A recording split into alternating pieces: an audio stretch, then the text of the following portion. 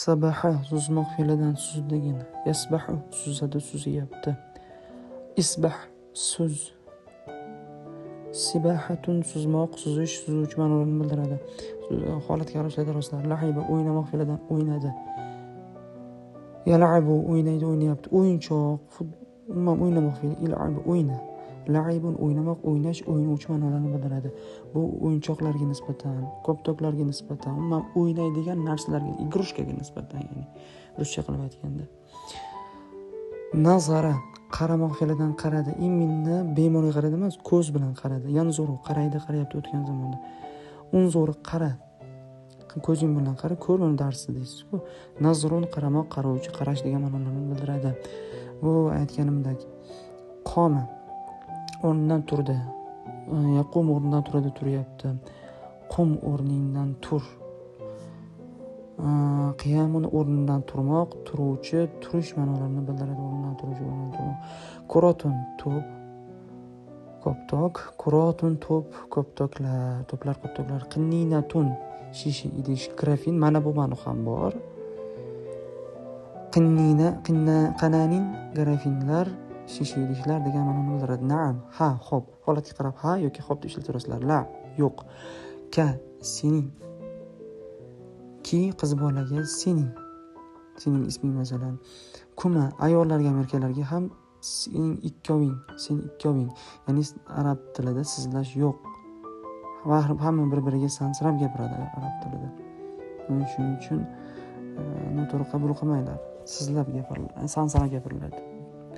Kum sizlarning, bu erkaklar uchun, ayollar uchun esa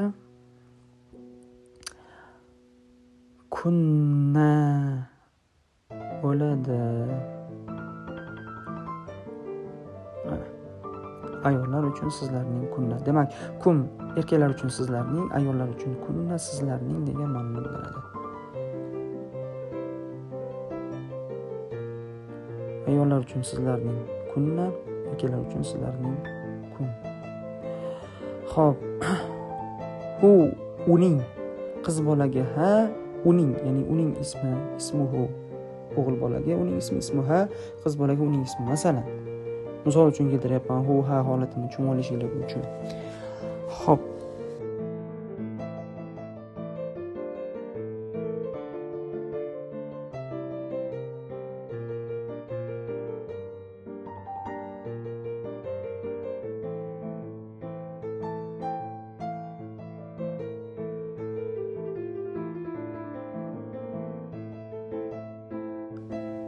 Nahnu biz, bu o'g'il bolaga ham, qiz bolaga ham bir xil biz deymiz-ku, aralashishku. Shuning uchun ham bir xil ishlataveramiz. Qiz bolaga ham nahnu biz, o'g'il bolaga ham nahnu biz degan ma'noni bildiradi.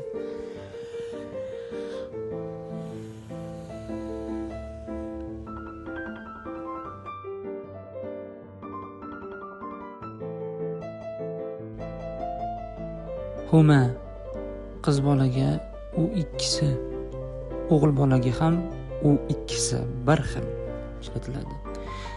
Arab tilini o'rganayotgan o'quvchilar yaxshi bilishadi buni.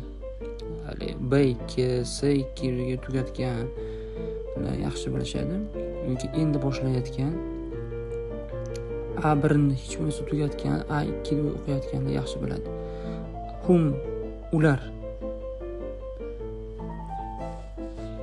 o'g'il bola uchun bu.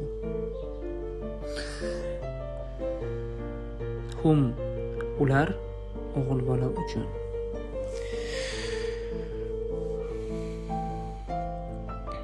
Qiz bola uchun esa tobilarcha qiz bola uchun nima bo'ladi? Arab tilini o'rganayotgan o'quvchilar yaxshi bilishadi buni. Yaqinda kirib kelgan, endi boshlagan. Hunna qiz bolalar uchun ular degani.